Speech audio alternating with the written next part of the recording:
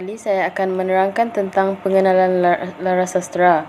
Laras sastra merupakan bentuk yang dihasilkan melalui gaya cipta atau gabungan daripada imajinasi dan pengalaman pengarang. Terdapat beberapa unsur yang boleh dikaji dalam laras ini, iaitu unsur perbandingan, unsur sindiran dan unsur pertentangan.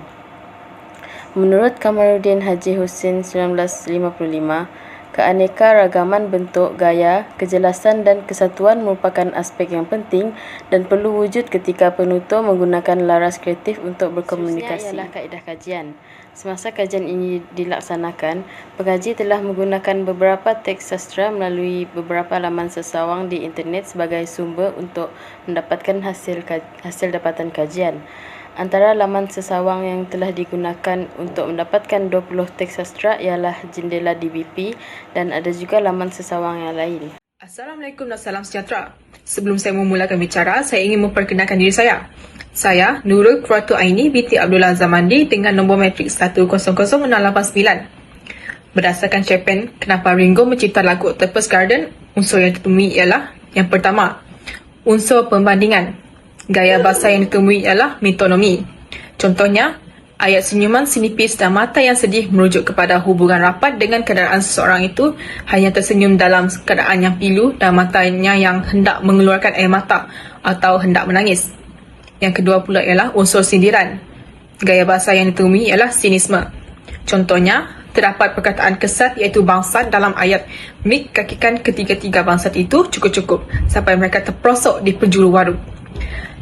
Unsur yang ketiga pula ialah unsur pertentangan. Gaya bahasa yang ditemui ialah antitesis. Contohnya, ayat memakai pakaian dan menyisir rambut ayahnya sama ada di belah tengah, di kat tojang satu atau disanggul mempunyai unsur pertentangan dengan penggunaan kata-kata yang berlawanan iaitu sama ada. Lain unsur daripada cerpen yang sama terdiri daripada unsur perbandingan. Gaya bahasanya ialah metafora. Sebagai contoh, terdapat dalam susunan kata manusia durjana daripada ayat di laut sana, tidak apa-apa pun yang boleh membuatkan kita sedih.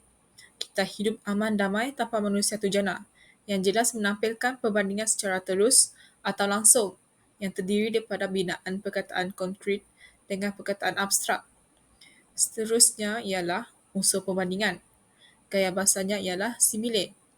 Sebagai contoh, binaan ayat dengan tubuhnya yang kekar, dengan besar seperti madonsok, tubuh ayahnya yang kurus itu memang mudah saja bagi Mik Cempung. Dapat menunjukkan perbandingan secara tidak langsung kerana adanya penggunaan perkataan seperti. Seterusnya, analisis teks yang telah kami pilih ialah teks pantun. Pantun yang dipilih ialah pantun nasihat. Setelah kajian dilakukan, terdapat beberapa jenis unsur penulisan yang dibuat di dalam pantun tersebut, iaitu unsur perbandingan. Terdapat beberapa contoh yang melibatkan unsur hiperbola. Yang pertama ialah ayat hancur badan di kandung tanah. Ayat tersebut menunjukkan tindakan seseorang itu telah pergi menghadap ilahi dan perkara yang akan paling dikenang oleh orang adalah jasa dan pengorbanannya semasa hidup. Yang kedua pula ialah ayat hutang budi ke bawah mati. Ayat tersebut membawa maksud tindakan yang terlalu berlagak dan keterlaluan, sedangkan orang yang berkemampuan juga belum tentu membayar hutang emas tersebut. Hal ini demikian menggambarkan unsur-unsur hiperbola wujud di dalam ayat-ayat tersebut. Baiklah, seterusnya adalah analisis teks pantun. Terdapat 4 lagi pantun yang telah kami kaji, iaitu 2 pantun nasihat dan 1 pantun cinta dan yang terakhir sekali pantun budi. Dalam pantun nasihat yang pertama, terdapat 1 unsur perbandingan iaitu metafora, hiperbola, personifikasi dan simile. Bagi contoh metafora ialah sudah dapat gading bertuah. Pantun yang seterusnya, pantun nasihat. Terdapat 2 unsur penulisan bahasa iaitu unsur perbandingan dan unsur pertentangan. Bagi unsur perbandingan, yang terlibat ialah simile. Sebagai contoh, bagai kerja menolak ombak. Yang seterusnya ialah unsur pertentangan iaitu antitesis. Sebagai contoh, dari muda sampai ke tua. Pantun ketiga ialah pantun cinta. Terdapat 2 unsur bahasa iaitu unsur perbandingan dan unsur pertentangan. Unsur perbandingan yang terlibat ialah simile. Buahnya ada manis bak madu. Yang kedua ialah unsur pertentangan, kontradiksi. Contohnya, buah belimbing, buah kundang. Yang terakhir sekali ialah pantun budi. Terdapat 2 juga unsur yang terlibat iaitu unsur perbandingan dan unsur pertentangan. Unsur perbandingan yang terlibat ialah simile. Sebagai contoh, ibarat pokok tidak berbuah. Unsur pertentanan pula yang terlibat ialah antitesis. Sebagai contoh, dari dulu sampai sekarang. Seterusnya ialah puisi. Kami telah memilih puisi Rindu ... sebagai salah satu kajian kami. Puisi Rindu ... ini merupakan hasil karya Awang Abdullah. Melalui puisi ini, kami mendapati terdapat dua unsur yang sering digunakan, iaitu unsur perbandingan dan juga unsur pertentangan. Setiap olahan dan huraian dalam puisi ini banyak menggunakan unsur perbandingan seperti simile dan hyperbola. Bukan itu sahaja, kami juga melakukan kajian kepada karya-karya puisi yang lain untuk mengenal pasti unsur bahasa yang terlibat. Sebagai contoh, puisi Dua Kekasih, puisi Sungai-Sungai di Negeriku dan juga puisi Perempuan Kesepian. Oleh itu, jelaslah bahawa penggunaan laras bahasa dalam puisi ini bertujuan untuk membentuk satu kesatuan karya seni yang menarik. Ialah analisis teks laras bahasa yang terdapat dalam puisi yang telah dikaji. Yang pertama ialah puisi Sungai-Sungai di Negeriku. Unsur yang terdapat ialah unsur perbandingan personifikasi. Sebagai contoh, sungai di negeriku syarat fikiran dan nafsu. Puisi yang kedua ialah pertanyaan yang dicicah ke dalam kopi pekat kepuraan. Unsur yang terdapat ialah unsur pertentangan dan perbandingan. Pertentangan ialah kontradiksi dalam dapur yang gementar, kamu sisa-sisa api dan aku putung-putung kayu yang berlonggokkan. Manakala perbandingan pula, hyperbola, aku sajikan sederet makanan demi menghentikan kebencian. Puisi yang ketiga ialah Dua Kekasih. Unsur yang terdapat ialah unsur perbandingan, iaitu personifikasi, iaitu matahari yang malu. Manakala puisi yang terakhir ialah Urat-urat Sempadan. Unsur yang terdapat ialah unsur perbandingan personifikasi. Sebagai contoh, engkau yang bangun memeluk cahaya, dan hyperbola, bangun melukis syurga. Baiklah, dalam kajian kali ini, pengkaji akan menganalisis beberapa teks syair. Salah satu teks syair yang dikaji ialah syair Singapura di Langgar Todak karya Cempaka Azim. Sebenarnya, kisah di sebalik syair ini amatlah menarik. Syair ini mengisahkan seorang raja yang mempunyai perasaan cemburu terhadap kelebihan seorang da'i yang mampu membelah pokok pinang yang kebetulan melalui istana tersebut. Raja tersebut menyaksikan peristiwa tersebut lalu menitahkan pengikutnya membunuh da'i itu. Tindakan baginda telah menimbulkan tulah ke atas wilayah pegangannya yang menyebabkan berlakunya serangan ikan todak. Dalam penulisan syair ini mengandungi unsur jenis pertentangan. Unsur pertentangan yang terlibat adalah unsur paradoks. Misalnya dalam ayat maka dihukum da'i mulia dan nadim yang bijak dihapus mesti menunjukkan pertentangan dalam maksud ayat yang hendak disampaikan. Sepatutnya da'i dan nadim yang bermaksud rakan atau sahabat yang bijaksana haruslah disanjungi oleh raja. Namun sebaliknya dalam penulisan syair ini, kedua-dua golongan ini dihukum dengan sewenang-wenangnya tanpa alasan yang jelas.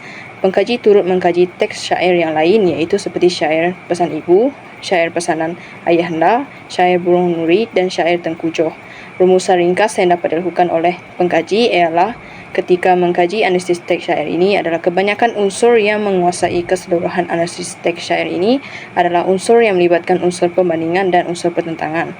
Perkara ini bertepatan dengan gaya penulisan syair yang sering membanding-bandingkan sesuatu perkara yang abstrak dengan benda hidup serta memiliki kegabaran makna yang sering disampaikan dalam penulisan syair. Sekian, itu sahaja pembentangan bahagian analisis teks syair. Sekian, terima kasih. Analisis teks syair yang lain, unsur bahasa yang terlibat adalah seperti yang berikut. Pertama, dalam syair Pesan Ibu, unsur perbandingan yang terlibat adalah simile dan personifikasi. Contoh simile adalah seperti sinar intan baiduri. Dalam penggunaan ayat ini, simile yang terlibat adalah seperti. Personifikasi pula, contoh ayatnya, jangan jatuh di lembah hina, iaitu personifikasi wujud adalah jatuh, yang menunjukkan perbuatan. Yang kedua adalah syair Pesanan Ayahanda. Unsur bahasa yang terlibat adalah 3, unsur pertentangan, unsur perbandingan, dan unsur sindiran. Unsur pertentangan yang melibatkan antitesis, contohnya zahir dan batin, janganlah culas, zahir dan batin menunjukkan pertentangan. Unsur perbandingan adalah seperti penggunaan simile, tutur dan kata haru biru, kelakuan seperti anjing pemburu. Penggunaan simile yang terlibat adalah seperti. Unsur sindiran sinimus, contohnya adalah itulah orang akalnya kurang menyangka dirinya pandai seorang. Orang yang menunjukkan pertentangan di sini adalah orang akannya kurang, bermaksud seseorang itu sepatutnya kurang ilmu pengetahuan, bukannya merujuk kepada seseorang yang memiliki kepandaian. Kemudian syair yang ketiga adalah syair burung duri. Unsur yang terlibat adalah unsur perbandingan dan unsur pertentangan. Contoh simile adalah laksana cermin jatuh ke batu. Penggunaan simile terlibat adalah laksana. Antitesis pula, daripada hidup sebaiknya mati, hidup dan mati membawa pertentangan perkataan yang berbeza. Kemudian syair yang terakhir adalah syair terkujuh. Dalam syair ini, unsur yang terlibat adalah unsur perbandingan, iaitu personifikasi, simile dan hyperbola. Personifikasi, rumput menggigil di perut bangsal.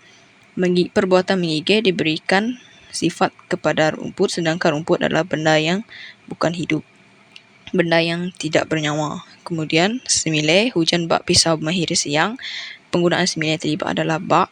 Kemudian hyperbola, buku yang basah sebuah pulau, sedangkan buku yang basah cumalah sebuah buku, menyebabkan berlakunya sebuah pulau menunjukkan keadaan itu terlampau keterlaluan dan agak melampau. Kesimpulannya, pengkaji telah menghuraikan setiap jenis laras kreatif iaitu melalui cerpen, puisi, syair dan pantun dalam kesemua teks sastra. Melalui kajian ini, pengkaji dapat menghuraikan bahawa laras ini mempunyai perbezaan yang agak ketara dengan laras bahasa saintifik. Pengkaji juga mendapati bahawa laras ini berfungsi sebagai media untuk menyampaikan mesej, pengalaman dan bentuk perasaan kepada pembaca.